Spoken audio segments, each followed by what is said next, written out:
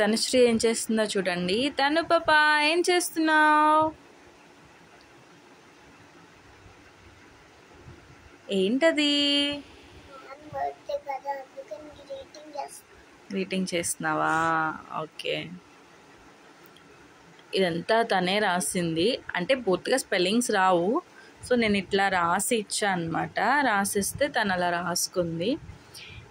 ఇవి నేను వేసాను సైడ్స్. తను కలరింగ్ చేసుకుంటుంది. నేను చేయనా తనుశ్రీ? నేను చేయొద్దా?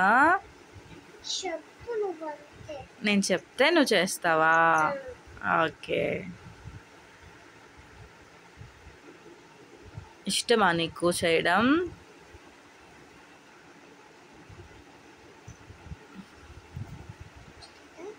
ఇష్టమమ్మా?